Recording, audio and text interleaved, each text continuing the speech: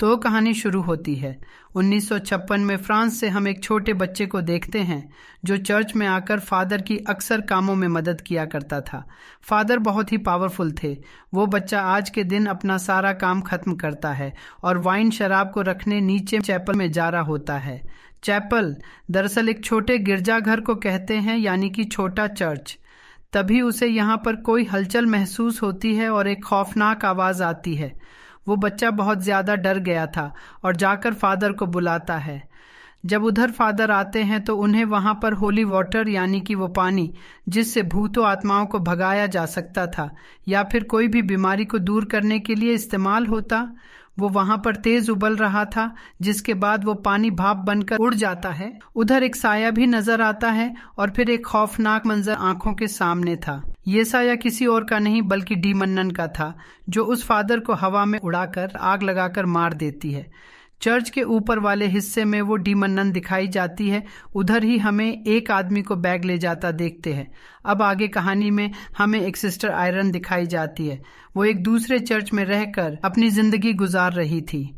वहीं पर एक लड़की डेबरा भी थी जिसको उसके डैड ने चर्च में भेजा था। आयरन उससे बात करती है कि मेरे डैड मुझे बिल्कुल भी पसंद नहीं करते थे। उसे इसलिए पसंद नहीं करते थे क्योंकि आयरन को अक्सर जो कुछ भी बुरा होने वाला होता था उसे पहले ही पता चल जाता था। अब यहाँ पे चर्च में डी मन्नन के बारे में बातें चल रही थीं। अब कहानी शिव दोबारा से फ्रांस में होती है। हम एक हॉस्टल स्कूल को देखते हैं जहाँ पर मॉरिस नाम का एक आदमी काम किया करता था। उस हॉस्टल को एक मैडम चलाती थी। वो मॉरिस से बहुत ज्यादा गुस्से में बात करती है। उसकी वजह ये थी कि उस मैडम का बेटा कुछ सालों पहले इसी स्कूल की चैपल में मर गया था, जिस वजह से वो चिड़चिड़ी हो गई। बस यही वजह थी कि वो हर किसी से गुस्से में बात किया करती थी। इसी स्कूल हॉस्टल में एक बहुत प्यारी बच्ची सोफे भी पढ़ती है। उसकी मॉरिस से काफी अच्छी दोस्ती होती है। यहीं पर कुछ लड़कियां जो अक्सर सोफी को तंग किया करती थीं, मॉरिस उन्हें उनसे हमेशा बचाता। मगर मॉरिस के साथ कुछ तो गड़बड़ थी। वो अजीब अजीब हरकतें किया करता था। एक दिन एक लड़की जब स्कूल में सामान देने आती है तो वो मॉरिस को अजीब हालत में देखती है। वो बाहर बैठा कॉकरोचेस खा रहा था क्योंकि कॉकरोचेस लाल बैग को साफ करने के लिए स्कूल की मैडम ने बोला था। मॉरिस के अंदर से अचानक से डी मन्नन बाहर आती है और उस लड़की को मार देती है। उसके अंदर भी डी मन्नन थी, मतलब जिस आदमी को हमने कहानी के शुरू में देखा जिसके हाथ में बैग था, वो कोई और नहीं बल्कि मॉरिस ही था। जिसके अंदर नन थी, वो डी मन्नन ऐसे ही सबको नहीं मार रही थी। इसके पीछे कोई तो राज छुपा हुआ था जो हमें आगे आगे कहानी में पता चलेगा। उधर आयरन को भी अजीब अजीब ख्याल आ रहे थे। उसे सपने में मॉरिस दिखाई देता है जो उसे मदद मांग रहा था। तभी अचानक से डी मन्नन उसको डराती है जिससे उसकी आंखें खुल गई थी, जिस वजह से वो बहुत ज्यादा डर जाती है। एक दिन वो ही लड़कियां जो सोफी को तंग किया करती थीं उसी चैपल में लेकर जाती है जहां पर मैडम ने सबका जाना बंद किया था। वहीं पर खिड़की पर एक बकरी बनी हुई थी। वो उसके साथ गेम खेलती है। कहती है जाओ जाकर तुम्हें उस बकरी की आंखों में टॉर्च चलाकर देखना है। वो आंखें डेमन की है। अगर तुमने जरा भी ध्यान हटाया तो डेमन आकर तुम्हें मार देगा। जब सोफी उसी को देख रही थी तो तंग करने वाली लड़कियां चालाकी से वहां से चली जाती है। सोफी अब बिल्कुल अकेली थी। तभी अचानक से उधर हलचल होने लगती है। उधर सोफी को डी मन्नन नजर आई थी जिससे वो डर जाती है। तभी मॉरिस वहां पर आकर उसे बचाता है।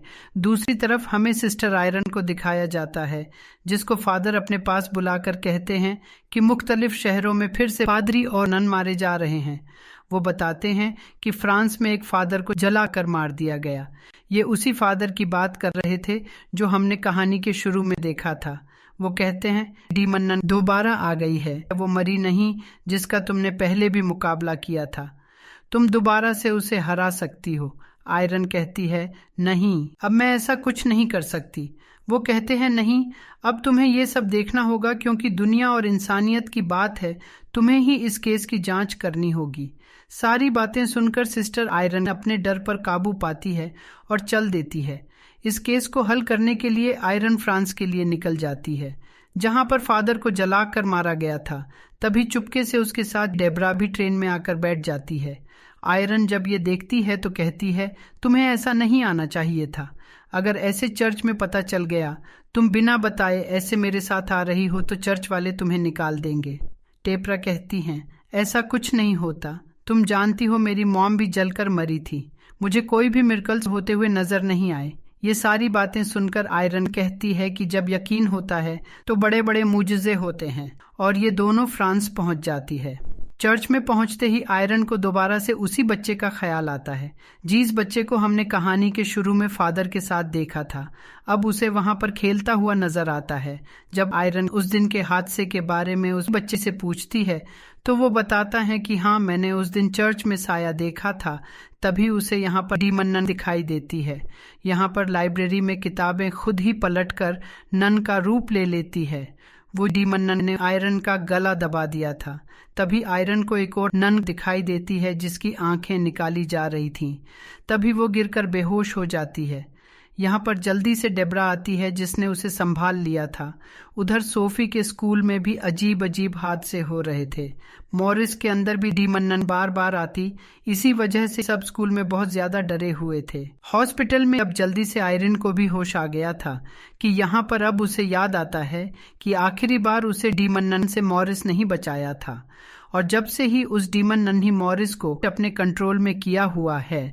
अब डेब्रा उसके पास आती है और बताती है कि एक बच्चा उसे होली क्रॉस का निशान देकर गया है। ये वही बच्चा था जिसको हमने कहानी के शुरू में देखा। उस क्रॉस पर एक अजीब सा निशान था, जितने भी लोग मरे थे ये निशान उन सबके होली क्रॉस पर भी बना हुआ था।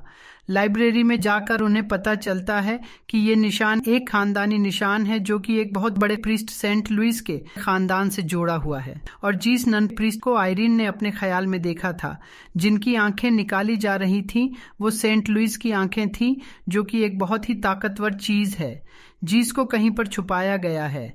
आयरन को पता चलता है कि ये सभी लोग सेंट लुइस के खानदान से हैं जो मर चुके हैं। डीमन नन का खास मकसद था, वह सभी सेंट लुइस के खानदान वालों को मारकर उनकी आंखों तक पहुंचना चाहती थी। आंखों को इसलिए चाहती थी कि उसकी गई हुई सारी ताकतें वापस आ जाए। यहीं पर लाइब्रेरियन आयरन को यह भी बताता है कि वो डीमन पहले एक फरिश्ता हुआ करता था जिसे गॉड ने निकाल दिया और उसकी सारी ताकतों को छीन लिया। उस जगह का पता भी बताता है जहां पर जाकर सारी चीज़ों के बारे में उन्हें जानकारी मिल सकती है। वो बताता है वो आंखें यहाँ से कुछ दूर एक चैपल में दफन की गई है जहाँ पर पहले वाइन शराब की भी एक फैक्ट्री हुआ करती थी, मगर बाद में उस जगह पर एक हॉस्टल स्कूल बना दिया गया। लाइब्रेरियन उसी हॉस्टल स्कूल की बात कर रहा था जहां पर मॉरिस काम करता था। मतलब मॉरिस उस स्कूल में काम के बहाने उन्हें आंखों को ढूंढ रहा था, यानी कि वो डीमन जिसने मॉरिस को कंट्रोल किया हुआ था वो उन्हीं को ढूंढ रही थी। ये सुनते ही आयरन और डेब्रा हॉस्टल की तरफ निकल पड़ती है। तभी हम देखते हैं कि मॉरिस को न जाने क्या हो गया था। वो उसी चैपल के आगे बैठा अपने सर को मार रहा था, जिसे स्कूल की मैडम भी देख लेती है। वो उसे होश में लाकर कहती हैं कि तुम्हारी तबीयत नहीं ठीक, जाओ जाकर थोड़ी देर आराम करो। मॉरिस बस बार बार यही कह रहा था कि मैं नहीं जानता मैं यहाँ पर कैसे आया हूँ। तभी मैडम को उसी चैपल से अजीब सी आवाजें आने लगती हैं। जब वो ताला खोलकर वहां देखने जाती हैं तभी उन्हें वहां पर अपने ही मरे हुए बेटे का भूत दिखाई देता है जो उन्हें डरा रहा था। यहाँ पर मैडम के बेटे की आत्मा को कोई और नहीं बल्कि डीमन नन ही कंट्रोल कर रही थी। अब वो मैडम के बेटे की आत्मा का इस्तेमाल करके उसी से मरवा कर मैडम को मार देती है। मैडम की लाश मिलती है जो बहुत बुरी हालत में थी, जिससे अब सभी हॉस्टल में रहने वाले बच्चे डर गए थे। रात को जब सब बच्चों का ध्यान अपनी तरफ करने के लिए मॉरिस और सोफी की मॉम डांस कर रहे थे तो अचानक से मॉरिस की तबीयत खराब होने लगी थी। उसकी गर्दन पर जो क्रॉस का निशान बना हुआ था उसका अब बहुत बुरा हाल हो चुका था। उधर आयरन और डेब्रा भी हॉस्टल में पहुंच गई थी, जो कि सोफी और उसकी मॉम को मॉरिस से अब दूर रहने का बोलती है, क्योंकि आयरन जान गई थी कि मॉरिस के अंदर डीमन का कब्जा है। तभी वो डीमन मॉरिस के अंदर जाकर बोलती है, हेलो सिस्टर। इतना कहकर मॉरिस उसी चैपल की तरफ भाग जाता है। उसे छोटे चर्च की तरफ जाता देखकर आयरन उसे रोकने की कोशिश करती है, मगर उस नन्ही आयरन पर हमला करके उसे दूर गिरा दिया था। डेब्रा भी उस डीमन को रोकने की कोशिश कर रही थी, मगर वो नहीं रोक पाती। तभी आयरन दोबारा उठकर कुछ पढ़ने लगती है, जिससे मॉरिस के अंदर की डीमन कमजोर हो गई थी। तभी डेब्रा जल्दी से जाकर पीछे से मॉरिस के सिर में कुछ देकर मारती है, जिससे वह बेहोश हो गया था। वो उसे बांधकर एक जगह पर बिठा देती है ताकि वो यहाँ से कहीं जा ना पाए, और अब अपने साथ कुछ सिस्टर्स को लेकर आयरन और डेब्रा चैपल के अंदर जाती है ताकि उन्हें वहां वो आंखें मिल जाएं जो डीमन ढूंढ रही थी। सोफी भी उस छोटे चर्च में उनके साथ जाती है। वो उन्हें वो खिड़की भी दिखाती है जिस पर बकरी बनी हुई थी। वो कहती है कि क्या पता सेंट लुइस के खानदान वालों ने इसे बनाया हो ताकि अगला कोई भी जो उनसे जुड़ा हुआ या उनके खानदान से यहाँ पर आए तो उसे वो आंखें मिल जाए। वो बताती हैं कि अगर इस बकरी की आंखों पर सूरज की रोशनी पड़ती है तो ये चमकती है। अब ये देखने के लिए डेब्रा हाथ में पकड़ी टॉर्च को जब उसके ऊपर मारती है तो उस बकरी की आंखों से लेजर रोशनी निकलती है जो इन्हें रास्ता बताती है कि आंखें कहाँ पर दफन है। अब ये उसे निकाल लेती है जो एक बक्से में बंद थी। तभी मॉरिस भी जाग गया था। बाहर सभी बच्चों को डीमन अपने असली रूप में आकर डराने लगती है। डेब्रा उधर जाकर उन बच्चों को बचाती है। ये भागकर सभी एक कमरे में चले गए थे जहां पर उसी मैडम का भूत इनको डराता है जिसको चैपल में डीमन ने मारा था। उधर सोफी के साथ आयरन भी थी। उधर पॉजेस्ड मॉरिस भी आ गया था जो सिस्टर आयरन से वो खास आंखें छीनने की कोशिश करता है, मगर उन्हें सोफी लेकर भाग जाती है जो कि एक बक्से में बंद थी। सोफी जैसे तैसे करके उसे बचकर भाग रही थी। वो ऊपर पहुंच जाती है जहां पर एक साइड से बिल्डिंग भी टूटने वाली थी। ये सब कुछ आंखों की ताकत की वजह से हो रहा था। तभी उनमें से एक तेज पीले रंग की रोशनी बाहर आती है जिसके करीब अब डीमन भी नहीं आ सकती थी, मगर फिर भी मॉरिस यानी कि उसके अंदर डीमन सोफी के पास जाने वाली थी। तभी उधर आयरन आ जाती है जो उसे वो लेकर दरमियान में रख देती है जिससे बहुत ही ताकतवर रोशनी बाहर आती है, और उस वजह से मॉरिस अब तड़पने लगा था। सबको ऐसा लगता है कि वो मर गया। ये देखकर सोफी बहुत दुखी होती है क्योंकि मॉरिस उसका बहुत अच्छा दोस्त था। अब जब उसे चेक करनी आयरन उसके पास जाती है, मगर वो जिंदा था। ये सिर्फ डीमन की एक चाल थी इन्हें फंसाने की। अब वो डीमन जल्दी से ही वो आंखें उठा लेती है। सारी ताकत उसे दोबारा मिल गई थी। वो दोबारा से अब अपने असली रूप में आ गई थी। वो आंखें अब उसकी आंखों में थी। फिर वो हॉस्टल में एक बच्ची को पकड़कर जो हमेशा सोफी को तंग किया करती थी, उसके मुंह के अंदर वो नन अपने नाखून गड्ढा देती है। वो डीमन इतनी ताकतवर हो गई थी कि वो आयरन को उसी तरह हवा में उठाकर मारने वाली थी जैसे उसने कहानी के शुरू में फादर को मारा था। तो अभी यहाँ पर आयरन को अपनी मॉम नजर आती है।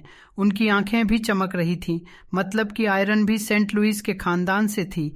उसके अंदर तो खुद ताकत थी। वो अपने अंदर की पावर्स को जगाकर उस आग को बुझा देती है जो डीमन ने उसे लगाई थी। मतलब कि अगर आप सेंट लुइस के खानदान से हो तो उन बुरी ताकतों को हरा सकते हो। अब ये सब देखकर डीमन बहुत ज्यादा चिढ़ जाती है, इसीलिए वो सोफी पर हमला करती है। आयरन यहाँ पर सबको प्रेयर इबादत करने का कहती है। ये बात नोटिस करती है कि इधर वाइन है, क्योंकि जैसे लाइब्रेरियन ने बताया था उधर पहले वाइन फैक्ट्री भी हुआ करती थी, और चर्च में वाइन पर बाधित करने से वो चीज इसका खून बन जाती है। अब वो दोनों यकीन के साथ जब ये सब करती है, वो वाइन खून में तब्दील होकर उस डीमन को खत्म कर देती है। आयरन ने उसे दोजख में भेज दिया था। हमें सब कुछ बिल्कुल ठीक होता दिखाया जाता है। अब कहानी के आखिर में 2 पैरानॉर्मल इन्वेस्टिगेटर दिखाए जाते हैं जो कि भूत प्रेत आत्माओं से बात कर सकते थे, जिनको चर्च से कॉल आई थी, यानी कि एक नए केस को उन्होंने हल करना था। और इसी के साथ इस फिल्म की कहानी भी यहीं पर खत्म हो जाती है।